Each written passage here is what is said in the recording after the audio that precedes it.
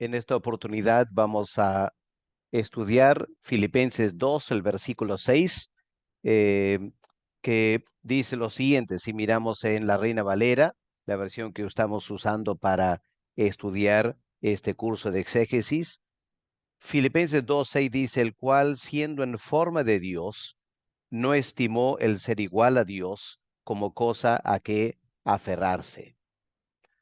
Una vez más estamos frente a palabras que hemos leído cuántas veces, pero no siempre hemos tomado el tiempo para detenernos a pensar y analizar en detalle lo que el Espíritu Santo está diciendo a través de Pablo. Por eso la tarea exegética es tan importante.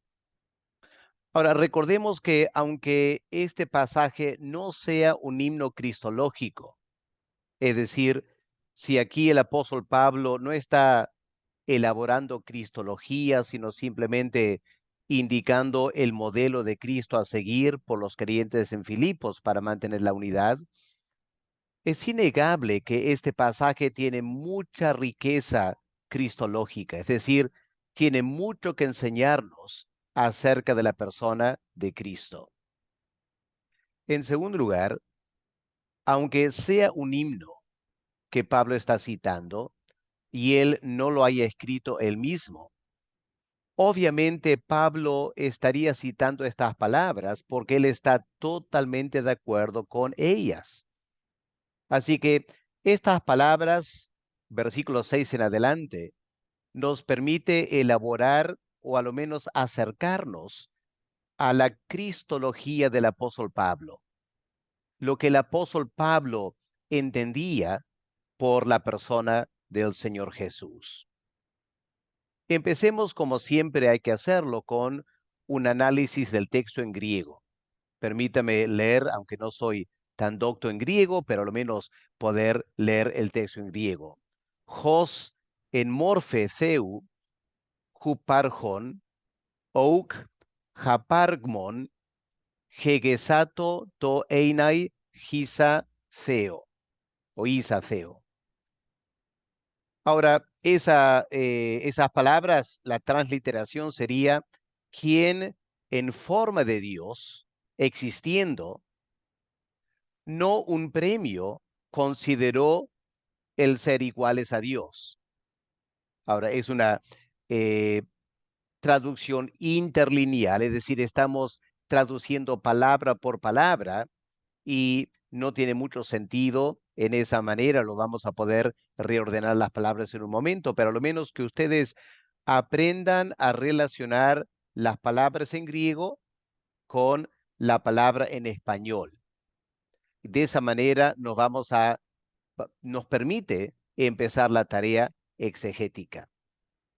Lo bueno es que en este caso no hay variantes textuales, así que eso nos hace la vida un poco más fácil. Empecemos entonces con la exégesis.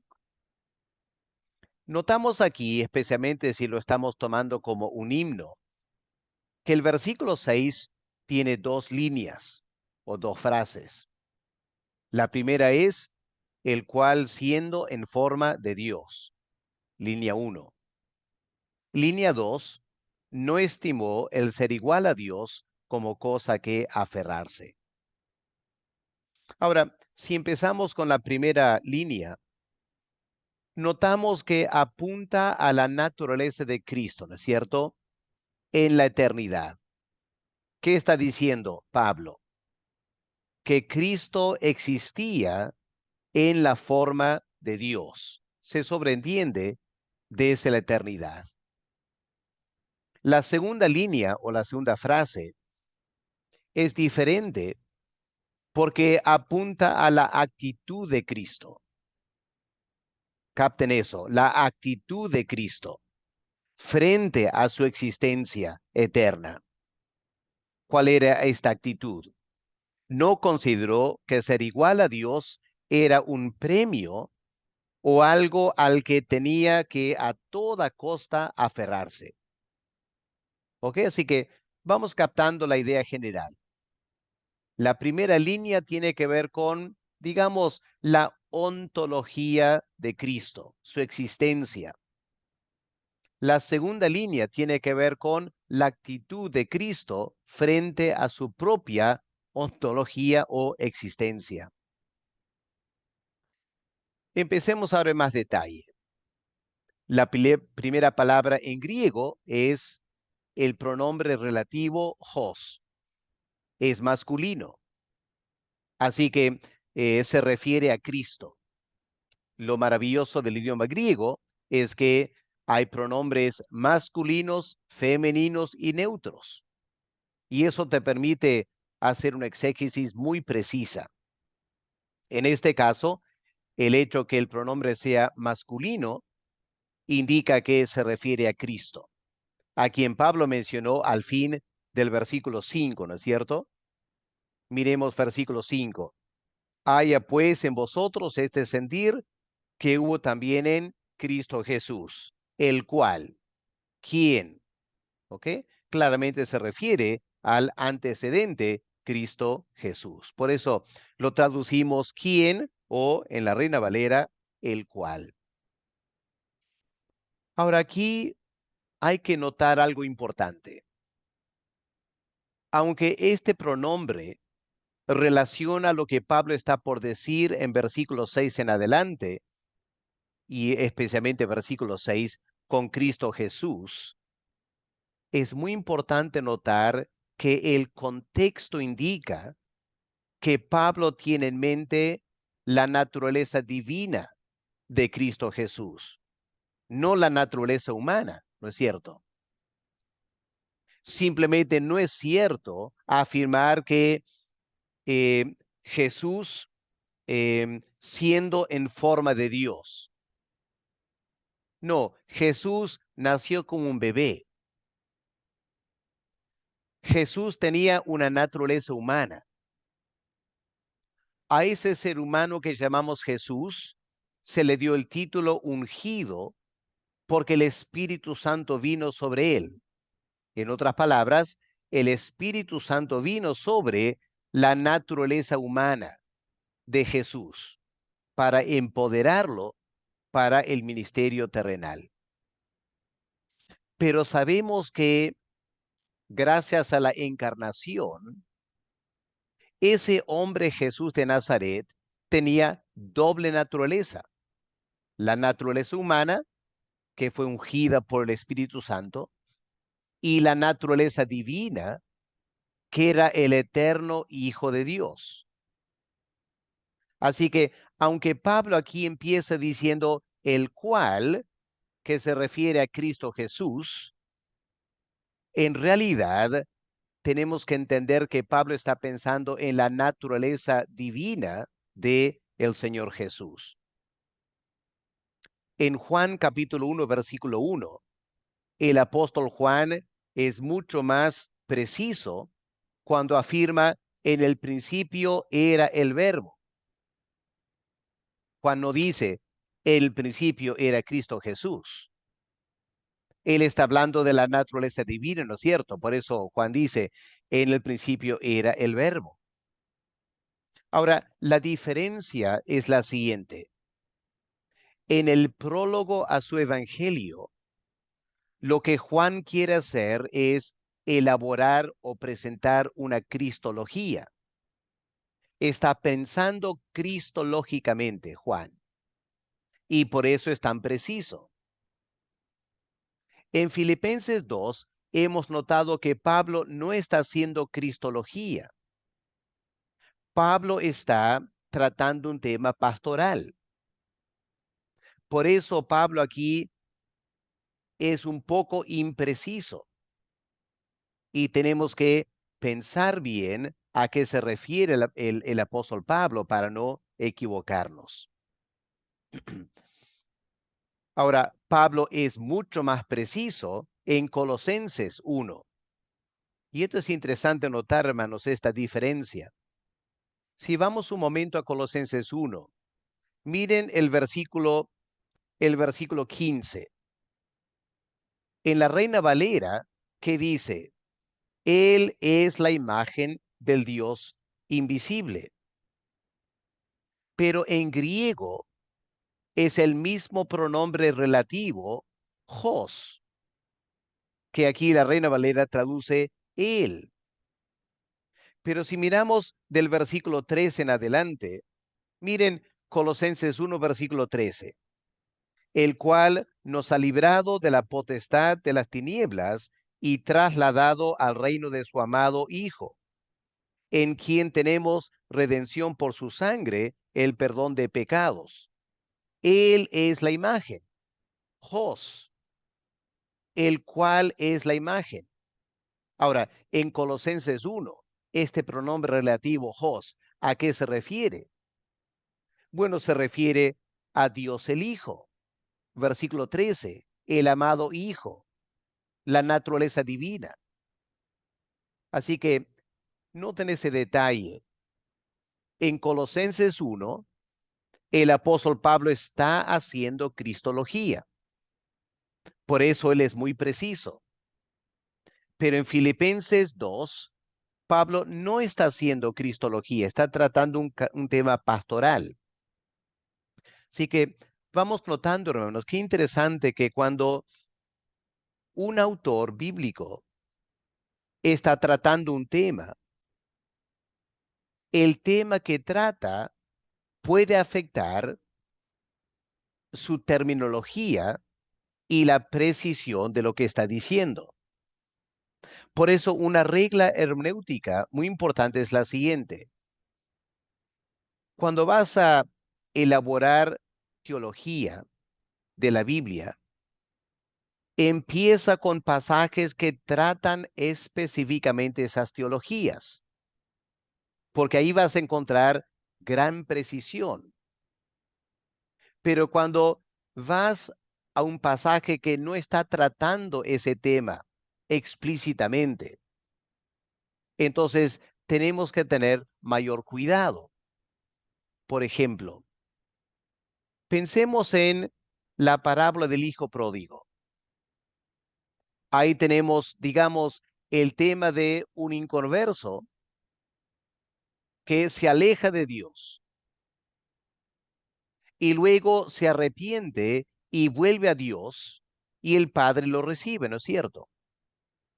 Ahora, en esa parábola hay arrepentimiento, pero no hay redención, no hay justificación. Hay algunos temas soteriológicos que la parábola del hijo pródigo no trata. Por eso no debemos ir a esa parábola del hijo pródigo para elaborar soteriología, la doctrina de la salvación, porque Cristo en esa parábola no está tratando explícitamente la doctrina de la salvación. Para eso vamos a Romanos o vamos a Efesios. Por eso, hermanos, es importante notar que en Filipenses 2, Pablo no está elaborando cristología, está tratando un tema pastoral. Y aunque nos da datos cristológicos, no podemos esperar la misma precisión cristológica en Filipenses 2 como tenemos en Juan 1 o Colosenses 1. Obviamente, cuando digo no podemos esperar la misma precisión teológica, no estoy diciendo para nada que hay algún error aquí. No, no hay error. Solo que tenemos que tener cuidado porque en Filipenses Pablo refiere a Jesucristo, que tiene dos naturalezas. Y luego Pablo dice, el cual siendo en forma de Dios. Bueno, ahí está hablando no de Jesucristo como ser humano, sino del eterno Hijo de Dios que se encarnó en Jesús. ¿Ok? Espero que no les haya confundido, sino que aprendan a pensar teológicamente y aprendan a pensar con claridad. Ahora vamos a esta palabra huparjon, que en versículo 6 es la palabra siendo. Ahora, aquí tenemos un participio presente del verbo huparjo. Etimológicamente, este verbo huparjo es un verbo, una palabra compuesta en griego. Tiene dos partes. La primera parte, el sufijo, es la preposición hupo en griego. Esa palabra significa debajo. Y luego viene el verbo arjomai. Y el verbo arjomai significa comenzar. Ahora, si juntamos esas dos ideas, tenemos el concepto de comenzar debajo. Pero, ¿qué significa eso? Comenzar debajo. Bueno, quizá tiene el sentido de comenzar algo silenciosamente o comenzar algo de abajo en forma imperceptible. Ahora, esta palabra compuesta, huparjomai, se usa en varios sentidos, dependiendo del contexto. Muy importante en la exégesis, estudiar una palabra en dos maneras. La estudiamos etimológicamente para ver cómo está construida, qué significa ambas partes, y luego estudiamos la palabra en la práctica, en el uso, porque el uso, y cuando hablamos de uso estamos hablando del contexto en que se usa una palabra, eso nos va a ayudar a entender la palabra mucho más que la etimología. Lo interesante es que esta palabra a veces significa posesiones. Por ejemplo, si miramos un momento Mateo, el capítulo 24, vamos a ver aquí esta palabra huparjomai, o el sustantivo que viene del verbo, significa posesiones. Mateo 24, versículo 47, que dice: de cierto os digo que sobre todos sus bienes, posesiones, bienes, le pondrá. O Mateo 25, versículo 14, otro ejemplo. Porque el reino de los cielos es como un hombre que yéndose lejos, llamó a sus siervos y les entregó sus bienes, sus posesiones. Ahora, ¿qué relación tiene bienes con esto de empezar de abajo, silenciosamente? Bueno, quizá la idea de estas posesiones es lo que uno recibe cuando comienza la vida. Comienzas la vida con ciertos bienes, con ciertas posesiones. Así empiezas silenciosamente desde abajo tu vida aquí en la tierra. Y por eso el uso de esta palabra para la idea de posesiones. Pero mayormente esta palabra significa existir, huparjomai, existir. Y aquí el concepto es comenzar de abajo en forma silenciosa o imperceptible en términos de tu existencia. Nadie, digamos, empieza a existir con una gran explosión, ¿no es cierto? No, empiezas en forma imperceptible. El embarazo es algo imperceptible. Y el bebé nace y es pequeñito y empieza a crecer y al comienzo ese bebé tiene existencia, pero no hace un gran impacto en el mundo. Esta es la idea de este verbo, existir. Ahora, por lo general, cuando vamos a traducir este verbo al español, usamos uno de dos verbos en español, ser o estar. Cuando este verbo, huparjomai, está relacionado con un sustantivo o un adjetivo, señala una cualidad de la persona, ¿ya? Una cualidad que la persona tiene. Ahora, por eso a veces se traduce al español con el verbo ser. Por ejemplo, en Lucas 11, versículo 13, el Señor usa este verbo y dice, ustedes siendo malos. Malos aquí es un adjetivo. Así que se traduce ustedes no existen en una forma mala. Y es más fácil traducir siendo malos. O en Lucas 16:14, eran avaros. Es decir, existen con esta cualidad de ser avaros. Y en español suena más fácil traducir eran avaros. O siendo judíos, en Hechos 16, versículo 20. Ahora, aquí en Filipenses, el adjetivo o el sustantivo que va con este verbo de existir es la palabra forma. Por eso la Reina Valera traduce siendo en forma de Dios. Hay que reconocer que en otros contextos el verbo estar es más apropiado. Por ejemplo, en Filipenses 3, versículo 20, Pablo habla de la ciudadanía de los creyentes. Está en los cielos. Difícil usar el verbo ser, ¿no es cierto? Su existencia es en los cielos. No suena tan bien. Más fácil en español es decir, está en los cielos. O en Santiago 2, versículo 15, habla de personas que están desnudos. Ahora, uno podría traducir literalmente existir desnudos, ser desnudos, pero en español es mejor hablar de estar desnudos. Así que este verbo tiene esta variedad de traducciones en español, pero básicamente el concepto es de existir. Y como es un participio, entonces tiene el sentido de siendo, siendo. Ahora, aquí en Filipenses 2, versículo 6, Pablo usa este verbo para señalar la existencia eterna de Cristo como Dios. O mejor dicho, lo que era cierto de la naturaleza divina de Cristo desde la eternidad, siendo eternamente en forma de Dios.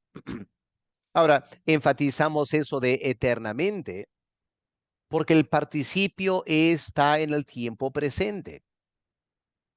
Y eso da a entender que el apóstol Pablo se refiere no a una cualidad que llegó a ser cierto de Cristo en un momento dado por un decreto divino. Es decir, Pablo no dice, y hay que tener cuidado con lo que Pablo no dice, Pablo no dice llegando a ser en forma de Dios. Eso sería algo nuevo que pasó con la naturaleza divina de Cristo, como por decreto divino. Lo que el apóstol Pablo está hablando de algo que era la propiedad inherente del eterno Hijo de Dios. Y es por eso que la Reina Valera traduce siendo. Y nosotros podríamos, a lo menos en nuestra mente, añadir la palabra eternamente, siendo eternamente en la forma de Dios. Ahora, el contraste queda claro con el siguiente versículo, porque en versículo 7 dice, se despojó a sí mismo tomando forma de siervo. Ya tomando, eso indica un cambio en su forma de existir. La encarnación marcó un cambio, algo diferente en el eterno Hijo de Dios. Pero en versículo 6, Pablo está diciendo, esta es la cualidad que el eterno Hijo de Dios siempre ha tenido, siendo en forma de Dios. Así que es importante notar ese énfasis sobre la eternidad y una propiedad eterna del Hijo de Dios.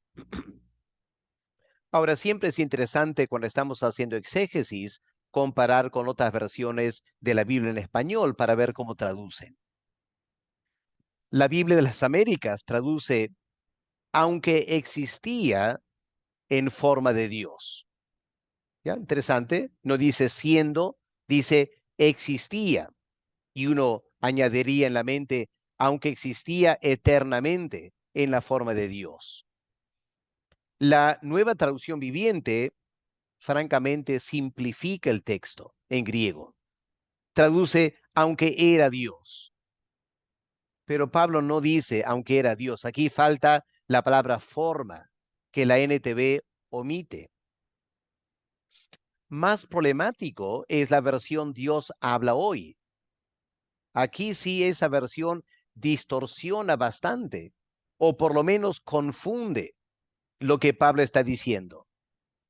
Cuando traduce esta frase, aunque existía con el mismo ser de Dios. ¿Pero qué significa eso? Existía con el mismo ser de Dios. Pareciera que es lo que Juan dice: en el comienzo era el verbo y el verbo era con Dios, hablando de Dios el Padre. Pero aquí el apóstol Pablo no está comparando Dios el Hijo con Dios el Padre. Por eso es una traducción bastante complicada decir, aunque existía con el mismo ser de Dios. Aunque podría ser que lo que quiere decir es, aunque existía con la misma forma de existir de Dios.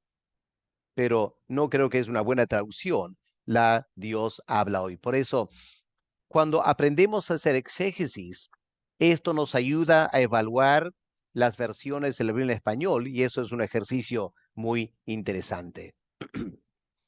Ahora pasemos al término forma. Pablo dice, siendo en forma de Dios. Aquí lo que tenemos que aclarar al comienzo es que en español la palabra forma y la palabra apariencia son sinónimos, ¿no es cierto?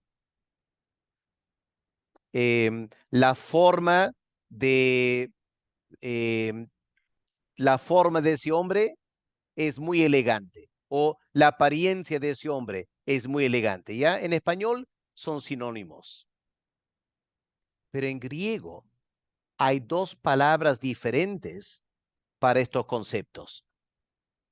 Primero hay el término morfe y luego hay el término schema. Ahora, si queremos ver lo que la palabra schema significa, podemos ir a 1 Corintios 7 y el versículo 31. Escuchemos este versículo. 1 Corintios 7, 31. Y los que disfrutan de este mundo, como si no lo disfrutasen, porque la apariencia, el esquema de este mundo se pasa. Así que la palabra esquema, apariencia en griego, tiene la idea de algo externo, una cualidad externa de algo que puede variar y después de un tiempo puede dejar de existir. Pero morfe no tiene esa idea para nada. Así que cuando dice aquí Pablo, siendo en forma de Dios, Pablo no está diciendo teniendo la apariencia externa de Dios y una apariencia que puede cambiar. No, Pablo está hablando de algo mucho más profundo. Podemos ponerlo de esta manera. La palabra morfe significa las características esenciales de algo o de alguien que determina lo que es. ¿Ok? Las características esenciales de algo o de alguien que determina lo que es. Por ejemplo, uno podría decir, yo tengo la forma de melancólico. ¿Qué significa eso? ¿Una apariencia que puede variar? No. Ser melancólico es una característica esencial, profunda en el ser de alguien. Y esa melancolía, tu temperamento, determina lo que eres. Afecta tu forma de pensar, de sentir, de reaccionar, de hablar. Tienes la forma de melancólico, morfe en ese sentido forma. Un comentarista dice lo siguiente: la palabra morfe es la manifestación externa de una realidad interna. ¿Ok? Captemos eso. Es la manifestación externa, no de algo pasajero que puede cambiar, sino de la realidad interna. Por lo tanto, si alguien tiene la forma de Dios, lo externo, tiene que ser Dios, porque lo externo es el resultado de lo interno. Y cualquier persona que tenga la forma de Dios, forzosamente es Dios. Ahora, algunos aquí han confundido la palabra morfe con el sentido de esencia o naturaleza y traducen o interpretan a Pablo como si él está diciendo, el cual teniendo la naturaleza de Dios o teniendo la esencia de Dios. Ahora, eso no es lo que Pablo está diciendo, por la sencilla razón que en griego hay palabras muy adecuadas que Pablo pudo usar. La palabra fusis, naturaleza, o la palabra usia, esencia. Y el hecho que Pablo no haya usado estas palabras indica que Pablo no está hablando de la esencia o la naturaleza de Dios. A lo que Pablo se refiere con morfe son las características externas de la automanifestación de Dios. Repito, morfe son las características externas de la automanifestación de Dios, que vienen de lo interno y se expresan en una manifestación. Ahora, serían cosas como gloria. Gloria es parte del morfe de Dios, o luz, o majestad, o la santidad, o la hermosura. Es, entre comillas, una característica externa, la hermosura de Dios, de la automanifestación de Dios, que Dios en su naturaleza es hermoso. Y esa naturaleza hermosa se manifiesta en esta morfe, hermosura o gloria. Miren, por ejemplo, lo que el Señor Jesús dice en Juan 17 y el versículo 5. Palabras muy conocidas, ¿no es cierto? Juan 17, versículo 5. Ahora pues, Padre, glorifícame tú al lado tuyo con aquella gloria que tuve contigo antes que el mundo fuese. Aquella gloria. Cristo no está hablando de esencia o naturaleza. No está diciendo al Padre, hazme volver a la esencia que yo tenía antes de Dios o a la naturaleza que yo tenía como Dios, porque nunca perdió esa naturaleza. Cristo nunca, mejor dicho, el Hijo de Dios nunca dejó de ser esencialmente Dios, aún en la encarnación. Pero durante la encarnación, esta morfe del eterno Hijo de Dios, su gloria, no se manifestó, ¿no es cierto? Aparte quizá en el monte de la transfiguración. Y aquí Cristo dice, Padre, devuélvame esa morfe de la gloria que yo tenía contigo desde la eternidad. Este es el concepto de la palabra morfe. O si miramos en Juan, primera de Juan 1, versículo 5, Dios es luz. Ahora, cuando Juan dice Dios es luz, no está hablando de la esencia de Dios y no está hablando de la naturaleza de Dios, está hablando de la manifestación externa de Dios, parte de esta morfe.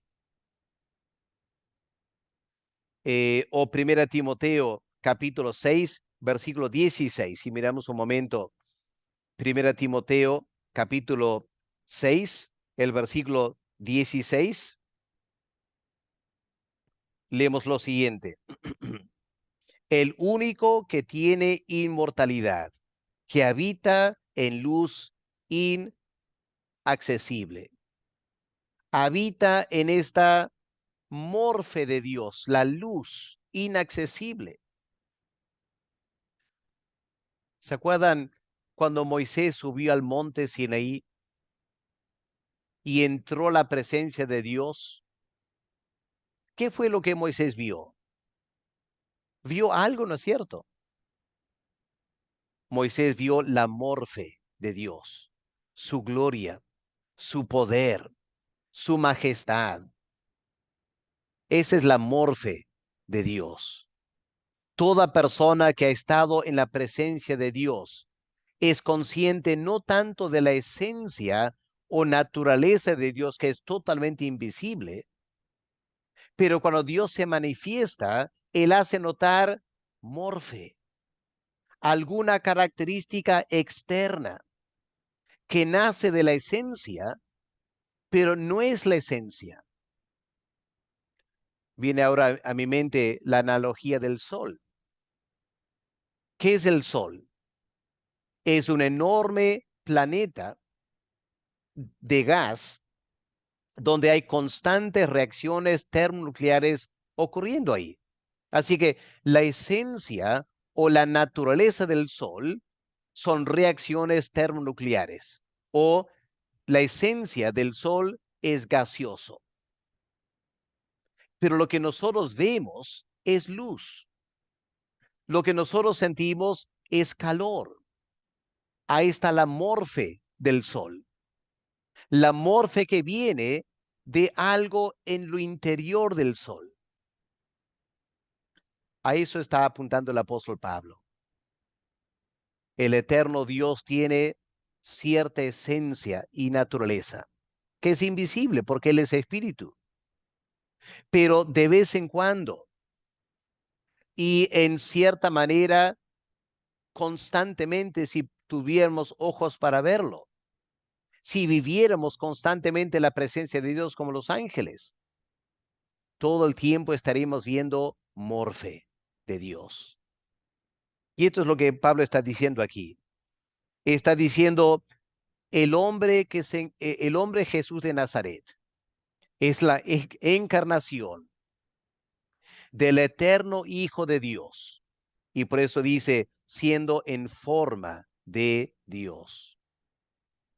El autor de Hebreos quizá lo expresa más claramente cuando él describe, habla de Cristo, diciendo, Él es el resplandor de la gloria, es la imagen misma de su sustancia. Ahí está el concepto.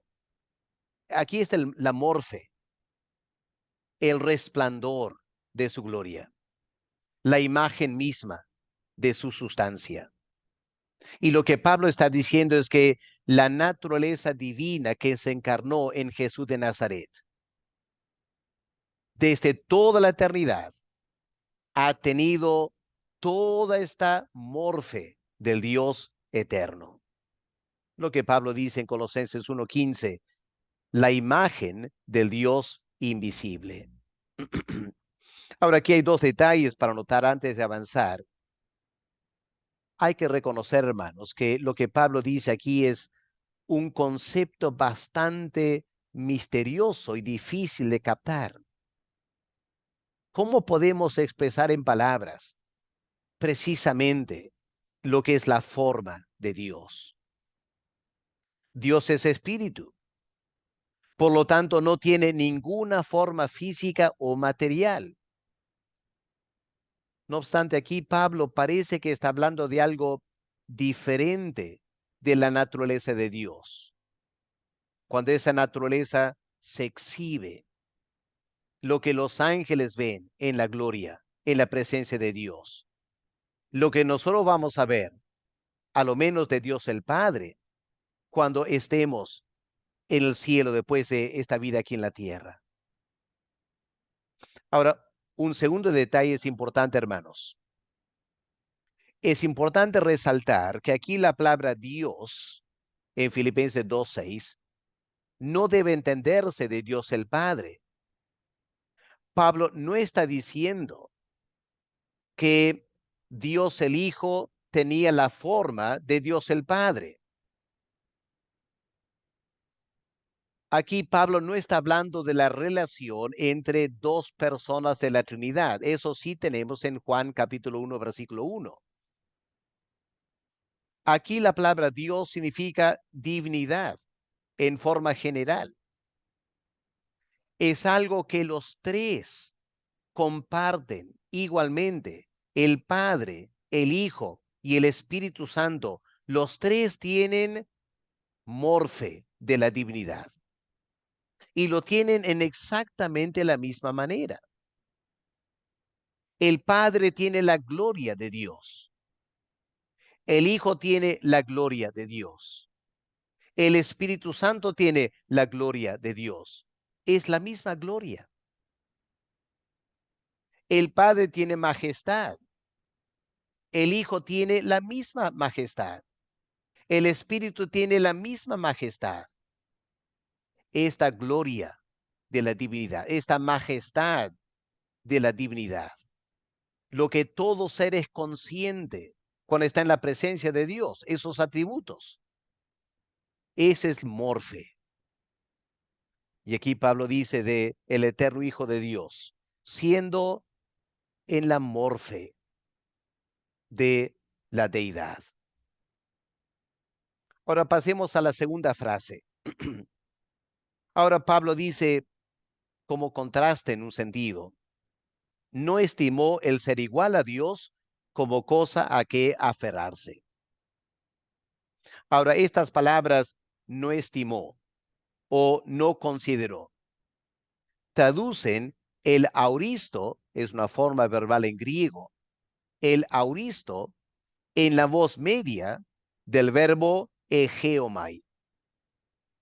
Este verbo es interesante porque por lo general el verbo egeomai significa dirigir, conducir. Pero en este caso se aplica a la mente. Pablo está hablando a los filipenses, piensen en cierta manera. Y por eso se aplica a la mente. ¿Pero en qué sentido? En el sentido de dirigir los pensamientos, guiar los pensamientos. En Hechos 26, el versículo 2, el apóstol Pablo dice, me tengo por dichoso. Es decir, yo me estimo o considero que soy dichoso. O 2 Corintios 9:5, el mismo verbo con este sentido. Tuve por necesario, es decir, consideré que era necesario. A mi estimación, a mi criterio, era necesario. Así que es un uso muy particular del verbo egeomai. Ahora, está en la voz media. El idioma griego es tan rico que tiene tres voces. La voz activa, cuando yo hago algo. La voz pasiva, la voz pasiva, cuando alguien me hace algo a mí. Y la voz media, que en español casi no tenemos, pero es lo que llamamos reflexivo. Es una acción que yo hago sobre mí mismo. Así que pensar es la voz activa. Hacerme pensar es la voz pasiva. Yo pienso por mí mismo es la voz media. Y este es el sentido aquí. Yo considero, yo pienso por mí mismo, o en este caso, el Señor Jesús pensó para sí mismo. Ahora, el auristo indica una acción puntual. Está hablando de en un momento específico. Ahora, vamos a ver en un ratito a qué momento se refiere. ¿En qué momento será que el apóstol Pablo dice, Cristo no estimó en un momento dado ser igual a Dios como cosa que aferrarse? Ahora, lo interesante de este verbo em, estimó, egeomai, es que Pablo ya lo usó en versículo 3. Si miramos Filipenses 2, versículo 3, nada hagáis por contienda o por vanagloria, antes bien con humildad, estimando, egeomai, dirige tu pensamiento en esta dirección, estimando a cada uno. Y lo que Pablo dice, mire hermanos, les estoy exhortando a ustedes a pensar en esta manera. Controlen sus pensamientos, dirijan sus pensamientos a la humildad, porque eso es lo que Cristo hizo. Él dirigió sus pensamientos. Él no estimó el ser igual a Dios como cosa a que aferrarse. Y más adelante en esta carta, el apóstol Pablo usa también este mismo verbo en el sentido de estimar o considerar. Ahora, la frase el ser igual a Dios es la traducción de las palabras en griego to einai y saceo. El verbo einai es el infinitivo en tiempo presente del verbo aimi. Aquí tenemos otra complejidad del griego. En español hay solo el tiempo, el infinitivo, siempre es un solo tiempo. Estar, correr, en un sentido, los infinitivos en español no tienen tiempo. Pero en griego hay infinitivos con diferentes tipos de tiempo. Fascinante el idioma griego. Y aquí tenemos el infinitivo en tiempo presente. Del verbo aimi, que significa yo soy. Así que einai se traduce ser, pero ser en tiempo presente. Cristo no estimó el ser en ese momento, el ser igual a Dios. Ahora, esta palabra igual, confieso que quedé fascinado al estudiar el texto en griego, porque la palabra isa en griego es plural, no es singular. La forma singular es isos. Eso significa igual. Isa significa iguales. No consideró el ser iguales a Dios. ¿De qué está hablando Pablo? Lo más probable es que Pablo está pensando en el morfe de Dios, el conjunto de atributos, esta manifestación externa de la naturaleza interna de Dios. Y será por eso que Pablo usa la palabra en plural, el eterno Hijo de Dios. No consideró el ser iguales en sus morfes a Dios. Dios tiene una sola naturaleza, pero la palabra morfe es un sustantivo colectivo, plural. Y por eso el apóstol Pablo coloca la palabra isa igual en plural, pensando y apuntando los atributos, la colección de morfe. Ahora tenemos que examinar esta palabra que en la Reina Valera se traduce aferrarse. En griego, harpagmon, harpagmon. Aquí tenemos un término bastante complejo y difícil para la exégesis, porque en la Reina Valera, aferrarse da a entender que es un verbo, ¿no es cierto? Aferrarse, de aferrar, es un verbo, pero en griego es un sustantivo, no es un verbo. Es el acusativo masculino de un sustantivo y es el objeto del verbo considerar. ¿Qué es lo que el eterno Hijo de Dios pensó en un momento dado? Pensó que no era un harpagmon ser igual a Dios. Pero, ¿qué significa eso? El sustantivo significa despojo o premio. Señala algo que tú tomas a la fuerza. El sustantivo harpagmos está relacionado con el verbo harpazo. Ese es el verbo. Este verbo significa arrebatar. Si quieren tener una idea, miren en Mateo 11, el versículo 12, nos da una idea bastante clara de lo que este verbo significa. Mateo 11, 12. Desde los días de Juan el Bautista hasta ahora, el reino de los cielos sufre violencia y los violentos lo arrebatan. Los violentos lo arrebatan. ¿Qué significa eso? Bueno, lo toman a la fuerza, lo saquean. Miren también en Mateo 12, versículo 29. Porque ¿cómo puede alguno entrar en la casa del hombre fuerte y saquear sus bienes?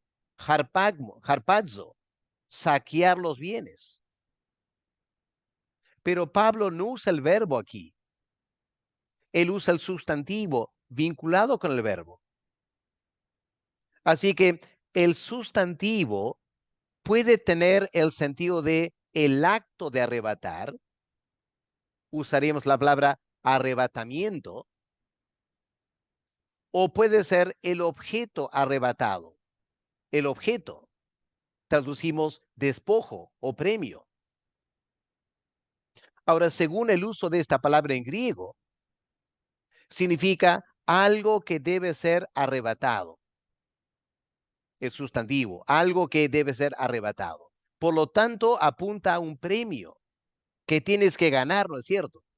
Y vas a esforzarte, vas a hacer un gran esfuerzo por agarrar ese premio o el galardón o la recompensa. Este es el concepto de este verbo, esta palabra harpagmon, no un verbo sustantivo. Lo que Pablo dice es que siendo eternamente en esta forma de la divinidad, el eterno Hijo de Dios, en un momento dado, no pensó para sí mismo que ser igual a Dios era algo que él tenía que arrebatar. No era un premio que él tenía que agarrar la fuerza. Es lo que Pablo está diciendo. Complicado, ¿no? Ahora, la pregunta fundamental es la siguiente. Debemos relacionar esta segunda frase de Filipenses 2:6 con lo anterior, la primera parte del versículo, o con lo que sigue, versículo 7. ¿Con qué lo vinculamos? ¿Será que Pablo está diciendo que por tener la forma de Dios, la primera línea, Cristo no consideraba el ser igual a Dios algo por el cual tenía que luchar? Como, ¿se acuerdan? Lo intentó hacer Satanás, ¿no es cierto? Cómo Satanás luchó a capa y espada para ser igual a Dios. Hasta Adán y Eva, cuando comieron del fruto prohibido, ¿por qué lo hicieron? Porque querían ser igual a Dios. Ahora, si vinculamos la segunda frase con la primera frase, lo que Pablo estaría diciendo es que siendo en forma de Dios, el eterno Hijo de Dios estaba tranquilo. No estaba queriendo luchar para ser igual a Dios. No era un premio que él anhelaba tanto tener, porque era Dios. Así que si lo tomamos en ese sentido, lo que Pablo está haciendo es simplemente recalcar la primera línea que apunta a la divinidad de Cristo. Pero otros comentaristas dicen, podría ser que Pablo está ya pensando en la primera parte del versículo 7, la encarnación. Y lo que Pablo está pensando es lo siguiente, que cuando llegó el momento de encarnarse, Cristo no pensó, ahí está el auristo, una acción puntual. Cristo no pensó que ser igual a Dios era algo al que tenía que aferrarse a toda costa y no podía soltar, y por eso estuvo dispuesto a encarnarse. Repito para que captemos esto.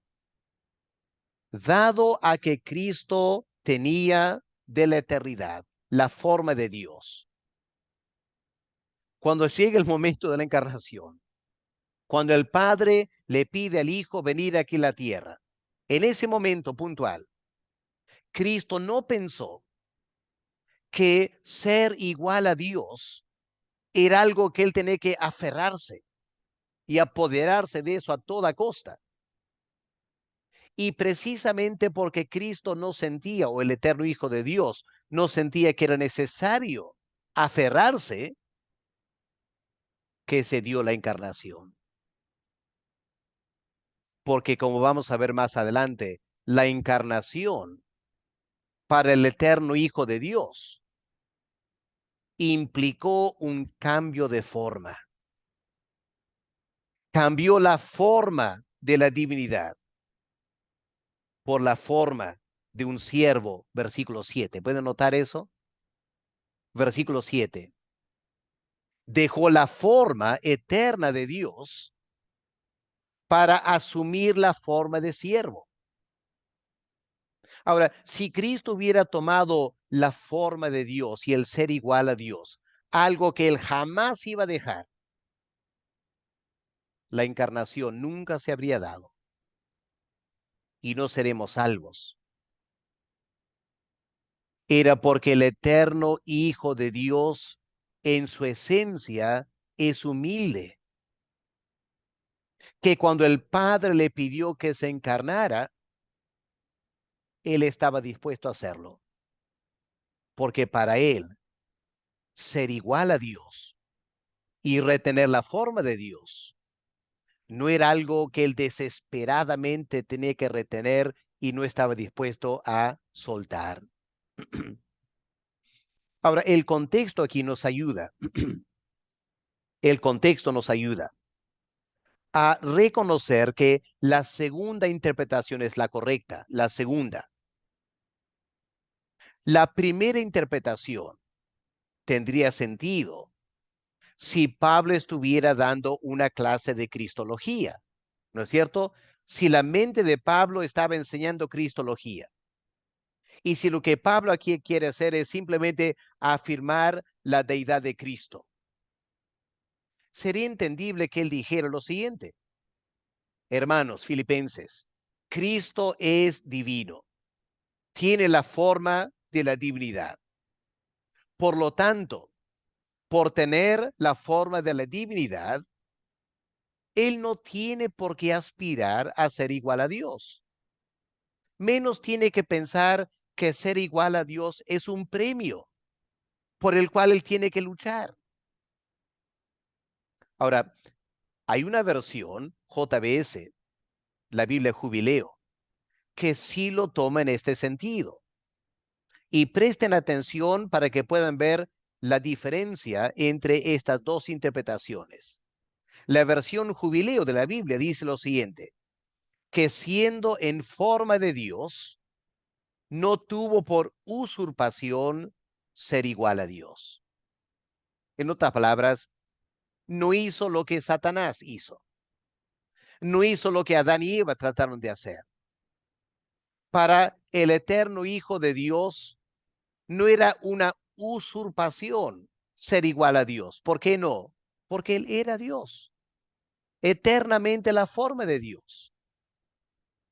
Ahora, esa interpretación de la segunda línea del versículo 6 tendría sentido si aquí tuviéramos un himno cristológico.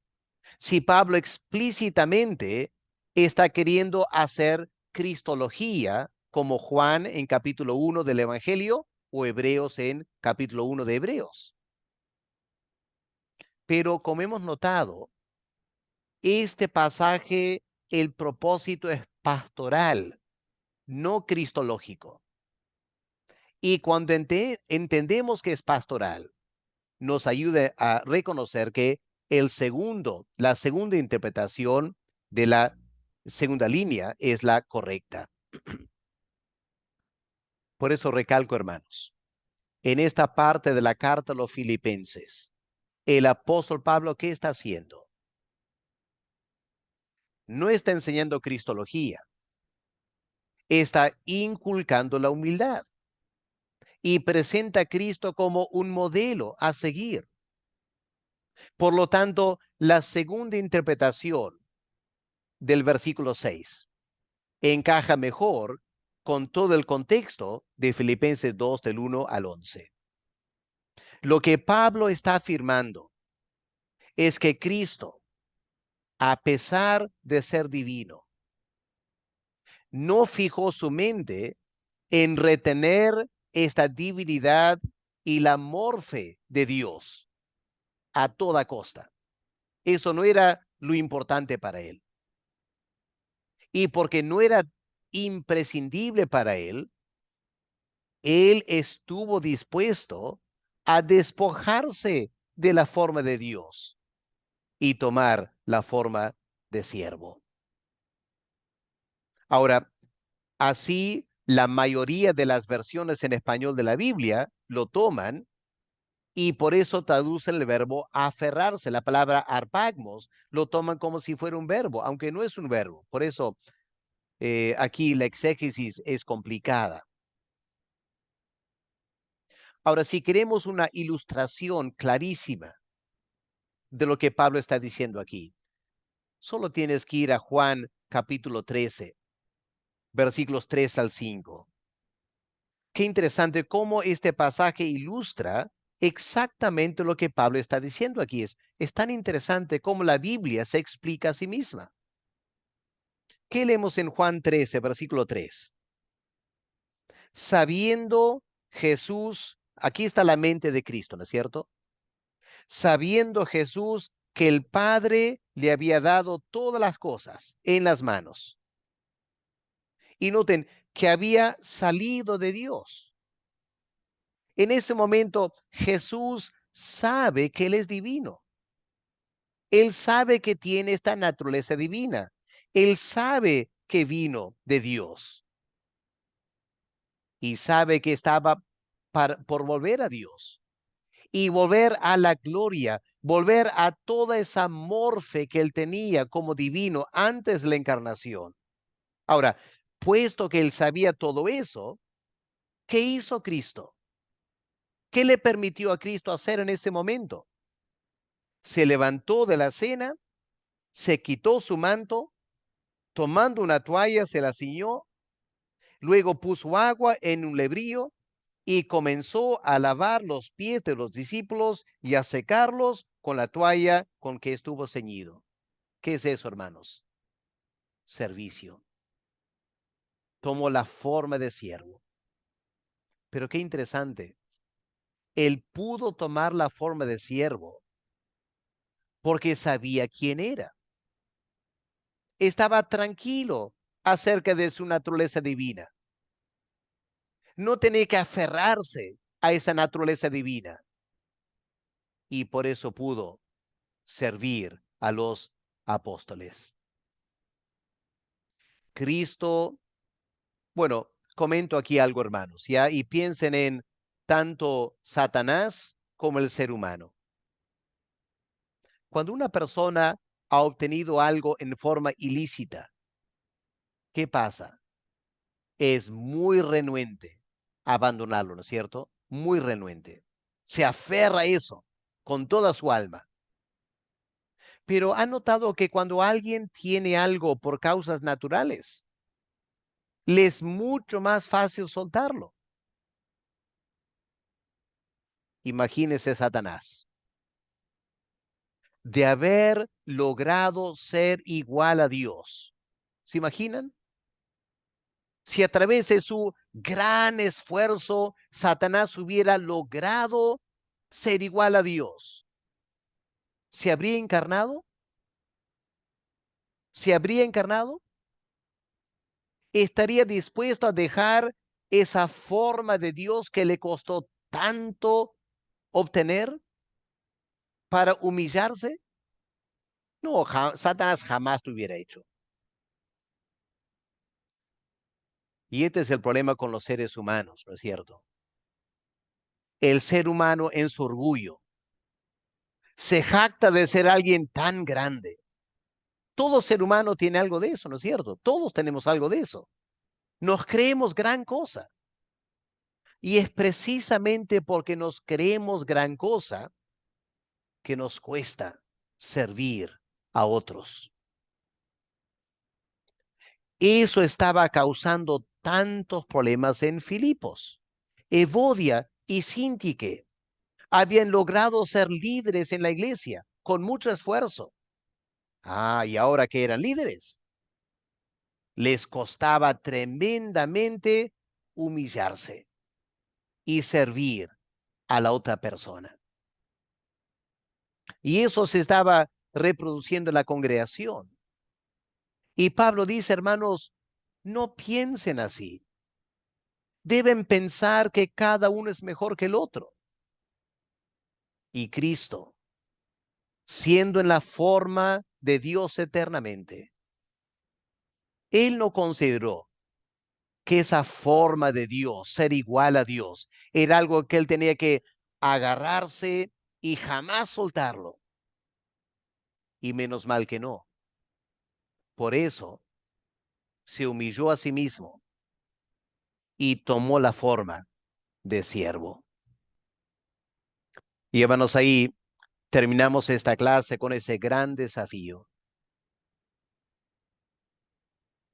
La única forma de poder humillarnos y servir a los demás es cuando estamos plenamente seguros de quiénes somos en Cristo. Porque cuando estamos plenamente seguros de quiénes somos en Cristo por la gracia de Dios, no es algo que yo he obtenido gracias a mi gran esfuerzo, no, es algo que Dios me ha regalado. Cuando yo entiendo eso, me va a ser mucho más fácil servir a otros hermanos, tomar la forma de siervo, humillarme y pensar que el otro es mejor que yo. Hermanos, qué fascinante es la exégesis. Cuánto tenemos que aprender cuando vamos al detalle del texto bíblico. Que Dios use esta clase no solo para desafiarnos pastoralmente, sino también en nuestra tarea exegética. ¿Cuántas cosas perdemos del texto bíblico por no tomar el tiempo para hacer exégesis? Que cuesta, sí cuesta. Es complicado. Hay que pensar mucho. Lleva mucho tiempo. Pero qué grandes riquezas espirituales logramos captar. Vamos a orar. Padre Celestial, gracias por tu palabra. Gracias por esta mina de increíbles riquezas espirituales que están aquí a nuestra disposición. Si tan solo aprendiéramos a trabajar exegéticamente el texto bíblico.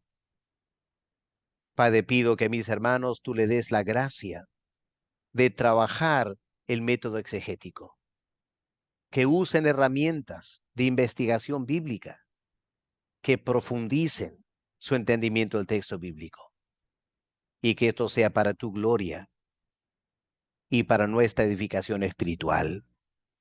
En el nombre del Señor Jesús te lo pedimos. Amén. Amén, hermanos, que Dios les bendiga y espero ahora sus preguntas para poder aclarar cualquier punto que queda no tan claro de esta lección. Dios les bendiga.